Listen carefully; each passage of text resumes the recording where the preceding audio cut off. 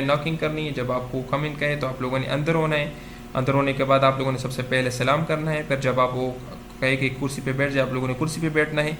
Right side से कुर्सी पे बैठना है और राइट साइड से कुर्सी से उठना है। ठीक है, तो ये आपके लिए बहुत ज़रूरी है, इसको अपने साथ पॉइंट आउट कर लें। अस्सलाम वालेकुम gentleman, welcome to Elaan forces academy. So dear students, जैसा कि आप सबको पता है कि हमने अपने यूट्यूब चैनल पर इनिशियल इंटरव्यू का एक कोर्स स्टार्ट किया है, जिसमें अभी तक तकरीबन मैं 4 वीडियो लेक्चर्स अपलोड कर चुका हूं। तो आज का भी हमारा जो लेक्चर है वो ASRC लाहौर के इनिशियल इंटरव्यू एक्सपीरियंस के रिलेटेड होने वाला है। आज की वीडियो में मैं आपको लाहौर सेंटर का जो इनिशियल इंटरव्यू हुआ है उससे रिलेटेड गाइड करूँगा कि उसमें कौन कौन से क्वेश्चन पूछे गए हैं, और जो क्वेश्चन पूछे गए तो उनके आप लोगों ने किस तरीके से बेहतरीन आंसर्स देने हैं। तो इंशाल्लाह वीडियो को एंड तक देखें, इस वीडियो में आपको बहुत कुछ सीखने को मिलेगा। सो डियर स्टूडेंट्स, पहली चीज़ क्या है कि ये हमारा डेमो लेक्चर है। अगर आप हमारे कंप्लीट कोर्स को ज्वाइन करना चाहते हैं तो ये हमारा कॉन्टैक्ट नंबर है, इस नंबर पर रब्ता करके आप इनिशियल इंटरव्यू का 100% गारंटीड कोर्स ज्वाइन कर सकते हैं। इस वीडियो में मैं आपको अपना रिजल्ट भी दिखाऊंगा। अभी तक तकरीबन हमारे टोटल 10 से ज़ायद स्टूडेंट्स अपने इनिशियल इंटरव्यू दे चुके हैं और सब के सब क्लियर कर चुके हैं। तो पेड कोर्स की डिटेल भी दूंगा, और ये हमारा तकरीबन 5वां या चौथा लेक्चर है। इससे पहले भी हम लेक्चर्स अपलोड कर चुके हैं, तो अगर आपने वो नहीं देखे तो आपको लाजमी देखें। उसमें मैंने एसे से रिलेटेड भी बात की है कि आप लोगों ने अपना एसे किस तरीके से लिखना है। इवेंट से रिलेटेड भी मैंने बात की है कि इवेंट किस तरीके से लिखना है, अपना इंट्रोडक्शन किस तरीके से लिखना है, और इन सब के ऊपर आपसे कौन से क्रॉस क्वेश्चंस पूछे जाते हैं। तो ये सब मैं इससे पहले अपने यूट्यूब चैनल पर बता चुका हूँ। अगर आपने वो लेक्चर्स नहीं देखे तो वो लेक्चर्स आप लाजमी देखें। तो इंशाल्लाह आज के लेक्चर में हम डिस्कस करेंगे ASRC Lahore selection centre Lahore का जो इनिशियल इंटरव्यू है, जो कि एक स्टूडेंट ने अपना एक्सपीरियंस शेयर किया है, उसको हम डिस्कस करेंगे। सो डियर स्टूडेंट्स, सबसे पहली चीज़ देखिए, इस वीडियो के अंदर आपको ASRC लाहौर का इनिशियल इंटरव्यू मिलेगा। ठीक है, उसके अंदर जो क्वेश्चंस पूछे गए हैं उनके आंसर्स मैं आपको बताऊंगा कि आप लोगों ने किस तरह बेहतरीन आंसर्स देने हैं। तो उसकी एक्सप्लेनेशन के ऊपर हम बात करेंगे, जो क्वेश्चंस पूछे गए हैं और आप लोगों ने किस तरह उन क्वेश्चंस के बेहतरीन आंसर देने, क्योंकि वो आपसे भी पूछे जा सकते हैं। इसके अलावा इंट्रोडक्शन से रिलेटेड भी मैं आपको गाइड करूँगा कि आप लोगों ने अपना इंट्रोडक्शन किस तरीके से लिखना है।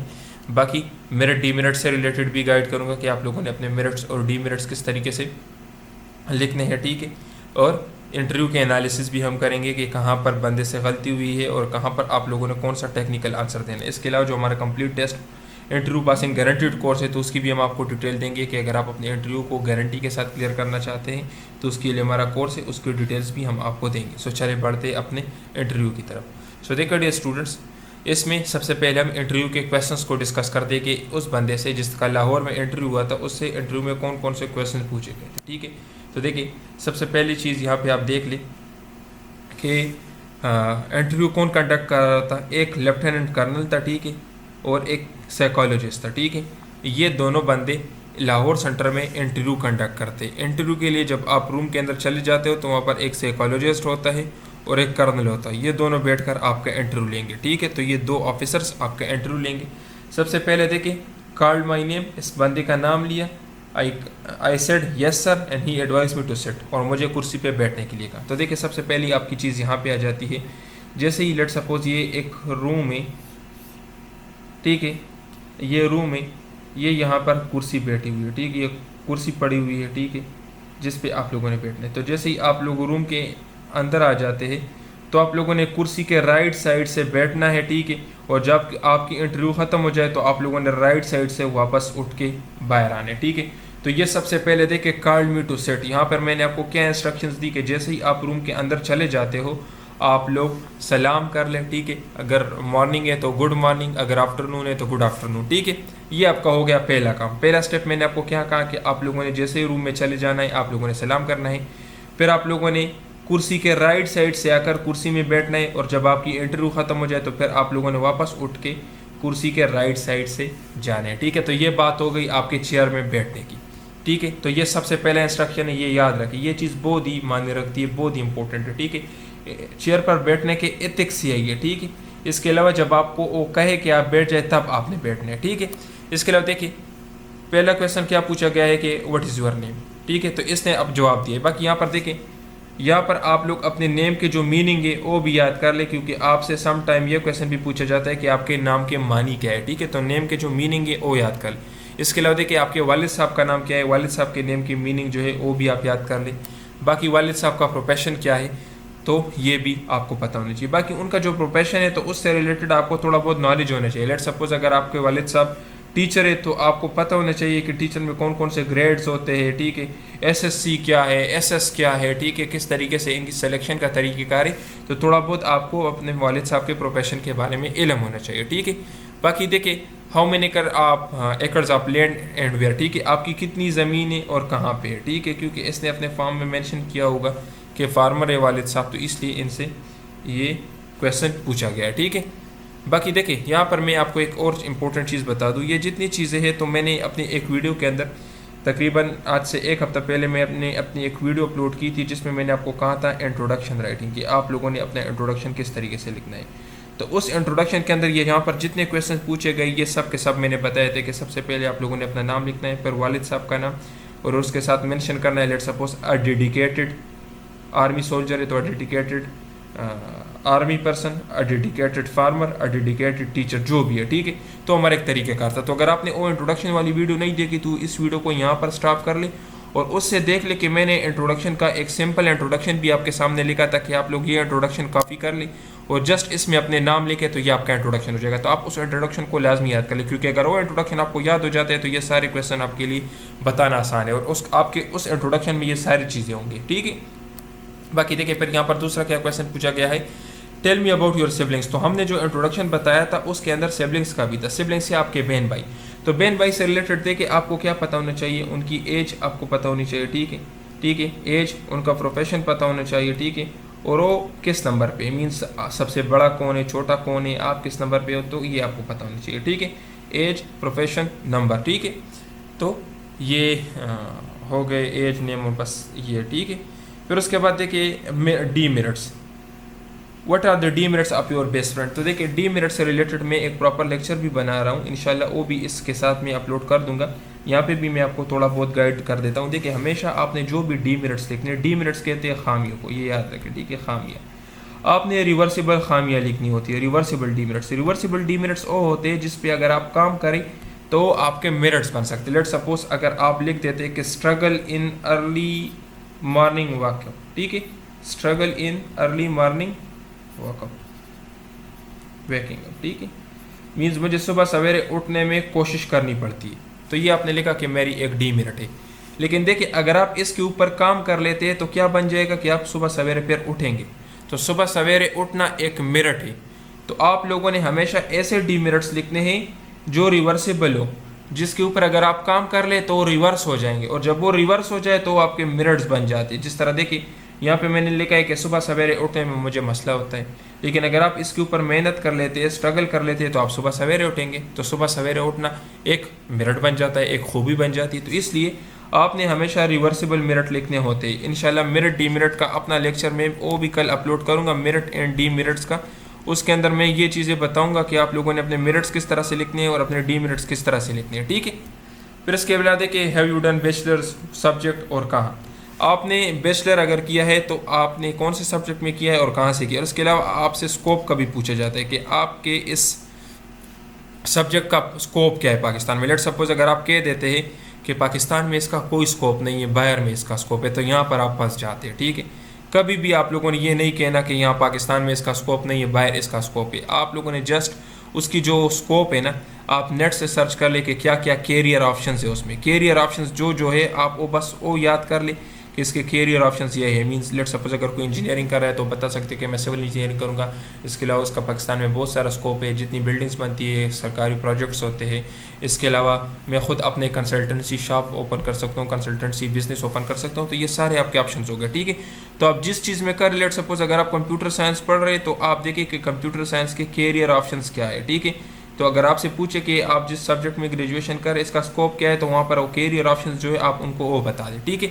आपने कभी भी ये नहीं बताना कि पाकिस्तान में इसका स्कोप नहीं है, बाहर इसका स्कोप है, क्योंकि फिर अगर आपको कहे कि अच्छा आप तो आपने फिर बाहर जाना है अपने मुल्क को छोड़कर, तो फिर आप क्या आंसर दोगे।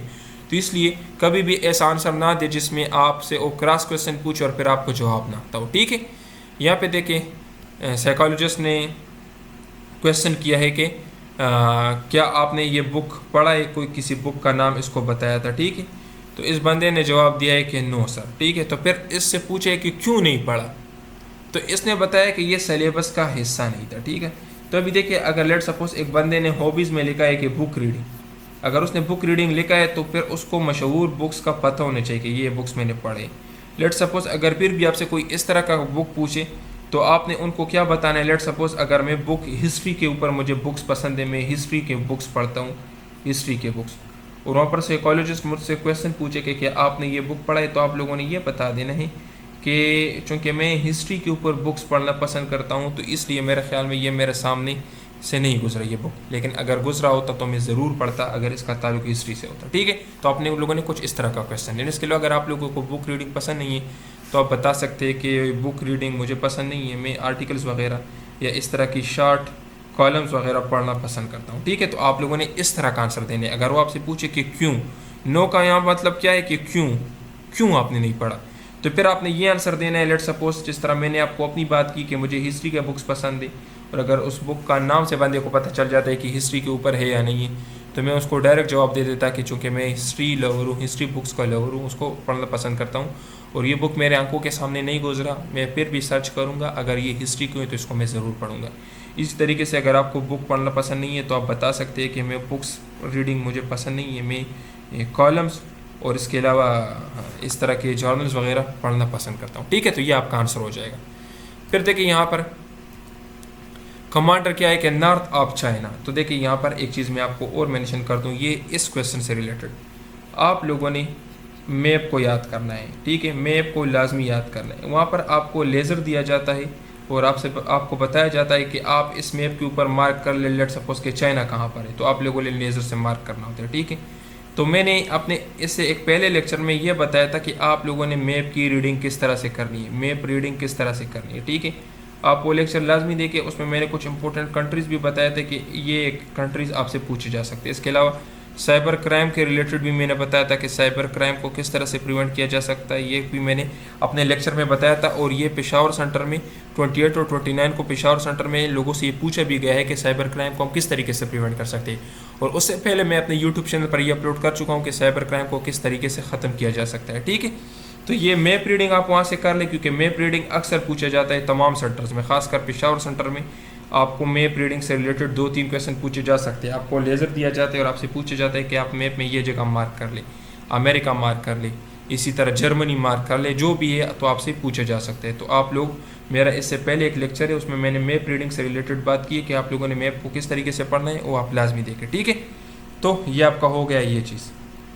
इसके अलावा ये तमाम आपके जो देखे गवर्नर्स याद कर ले, तमाम सूबों के जो गवर्नर्स हैं वो याद कर लें, चीफ मिनिस्टर जो है वो याद कर लें, और जो करंट कैबिनेट है कि हमारा अभी सदर कौन है, वज़ीर आज़म कौन है, वज़ीर दिफा कौन है, तो करंट कैबिनेट ये याद कर लें।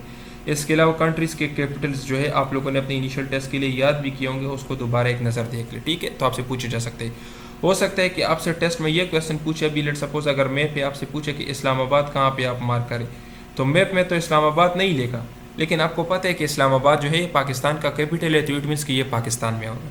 इसी तरीके से अगर आपसे कोई और पूछे कि लेट सपोज काठमांडू कहाँ पे, तो आपको पता है कि ये नेपाल में है, तो आप डायरेक्ट नेपाल के ऊपर अपना हाईलाइटर ले जाते हैं कि सर ये यहाँ पे। ठीक है, तो इसी तरह आपसे कोई भी कैपिटल का पूछा जा सकता है और आपको बताया जाता है कि ये आप मुझे मैप में मार्क करके बताएं कि ये कहाँ पे है।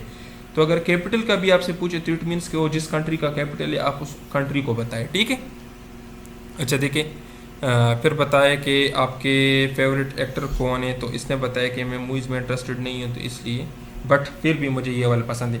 तो अगर आपने हॉबीज़ में मूवीज़ वाचिंग मूवीज़ या इस तरह के लिए कि या आपको मूवीज़ पसंद है, तो अपना जो फेवरेट एक्टर है वो भी उसके बारे में आप जान लें कि आपका फेवरेट एक्टर कौन है, क्यों फेवरेट एक्टर है, उसके मशहूर मूवीज़ क्या है, ठीक है, कहाँ से ताल्लुक़ है उसका, ठीक है, तो उसके बारे में थोड़ा बहुत उसका इंट्रो आप लोग जान लें। ठीक है, उसका इंट्रो आपको पता होना चाहिए।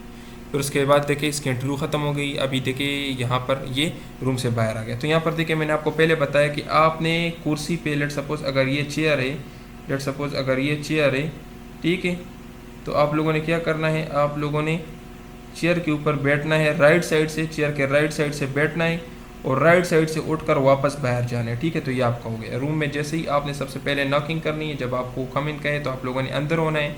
अंदर होने के बाद आप लोगों ने सबसे पहले सलाम करना है। फिर जब आप वो कहे कि कुर्सी पे बैठ जाए, आप लोगों ने कुर्सी पे बैठना है, राइट साइड से कुर्सी पे बैठना है और राइट साइड से कुर्सी से उठना है। ठीक है, तो ये आपके लिए बहुत ज़रूरी है, इसको अपने साथ पॉइंट आउट कर लें। फिर उसके अलावा देखिए यहाँ पे कुछ इंस्ट्रक्शंस मैंने आपको दी है कि ड्रेस जो है ये बहुत ज़रूरी है। ड्रेसिंग जो है ये आपके लिए इंटरव्यू में सबसे ज़्यादा अहम चीज़ है।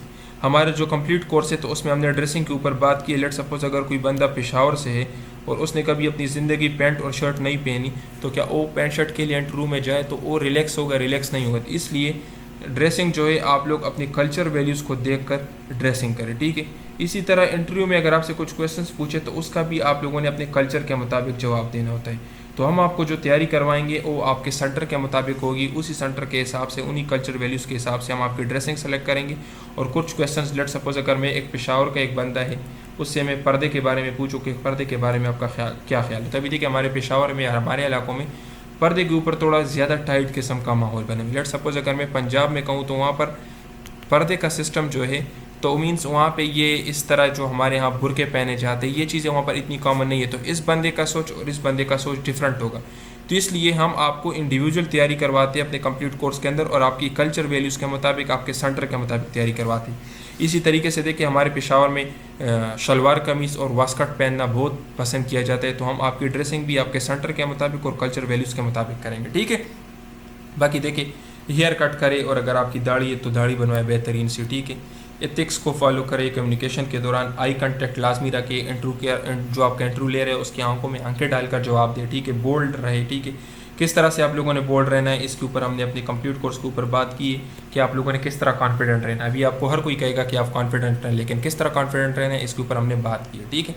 इसके अलावा इंग्लिश में बात करें, अभी कुछ स्टूडेंट्स को इंग्लिश में इशू होता है, वो कहते हैं कि सर हमें तो इंग्लिश नहीं आता।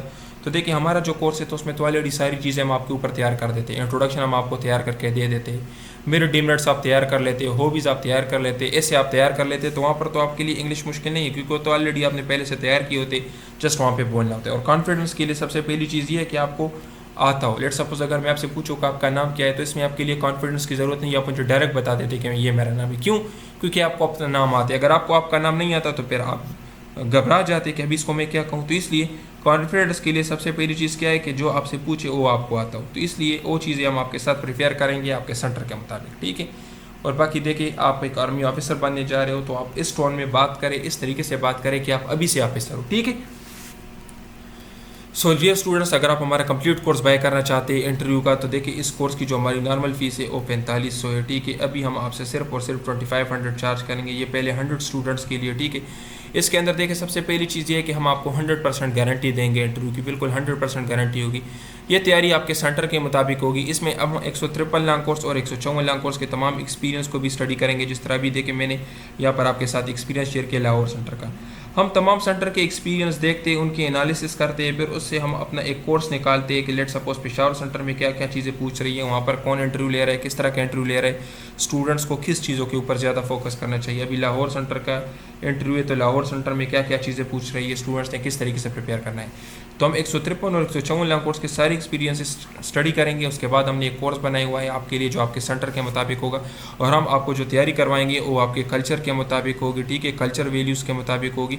और इसके अलावा आपका जो सेंटर है जहाँ से आप लोगों ने इंटरव्यू देना है तो उसके मुताबिक तैयारी होगी, क्योंकि ये चीज़ें बहुत ज़रूरी है, ठीक है। कल्चर और सेंटर बहुत ज़रूरी है क्योंकि हर सेंटर में डिफरेंट लोग बैठे होते हैं, हर बंदे का माइंड सेट डिफरेंट होता है। और इंटरव्यू में तो जो बैठा हुआ है आपसे जो क्वेश्चन पूछे उसका आपने आंसर देना है। तो अभी अगर एक पेशावर सेंटर में बंद है तो उसका अपना अलग माइंड होगा, वो अलग क्वेश्चन पूछेगा, लाहौर सेंटर वाला अलग क्वेश्चन पूछेगा। तो इसलिए हम आपको आपके सेंटर के मुताबिक तैयारी करवाएंगे। तो तैयारी आपके सेंटर के मुताबिक होगी। बाकी इंट्रोडक्शन राइटिंग, आप लोगों ने अपना इंट्रोडक्शन किस तरह लिखना है, बायोडाटा फॉर्म किस तरह से फिल करना है और उनके ऊपर आपसे क्या क्वेश्चन पूछे जा सकते हैं, इसके ऊपर भी मैं डेमो लेक्चर अपने यूट्यूब चैनल के ऊपर अपलोड कर चुका हूँ। बाकी देखिए यहाँ पर इंपॉर्टेंट चीज़ ये है कि इंटरव्यू में आपकी असाइनमेंट चेकिंग बहुत ज़रूरी है। अभी देखिए मैंने आपको बता दिया कि आप लोगों ने अपना इंट्रोडक्शन किस तरीके से लिखना है, आपने अपना इंट्रोडक्शन लिख दिया। तो अभी इसको चेक करने की ज़रूरत है कि आपने अपना इंट्रोडक्शन ठीक लिखा है या गलत। अगर आप लोगों ने ठीक लिखा है तो इसके ऊपर आपसे कौन से क्रॉस क्वेश्चन पूछे जा सकते हैं, ये भी बहुत ज़रूरी है। तो इसलिए ये सब हम आपके साथ प्रिपेयर।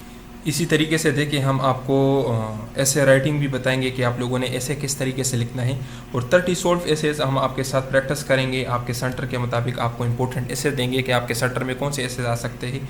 आप जब उसको करोगे, अपना असाइनमेंट करोगे, तो उसकी हम चेकिंग करेंगे कि आपके असाइनमेंट में कौन कौन सी गलतियाँ हैं और इसमें आपसे कौन सा क्वेश्चन पूछे जा सकते। लेट सपोज अगर आपने लिख दिया saddest day of my life, saddest day of my life के ऊपर आप लोगों ने ऐसे लिख दिया, तो इसके ऊपर अभी आपसे कौन सा क्वेश्चन पूछा जा सकता है, इंटरव्यूअर कौन सा क्वेश्चन आपसे पूछा जा सकता है, साइकोलॉजिस्ट आपसे कौन सा क्वेश्चन कर सकता है, तो ये सब हम आपके साथ प्रिपेयर करेंगे। इसके अलावा मेरिट डीमेरिट्स के रिलेटेड भी हम बात करेंगे।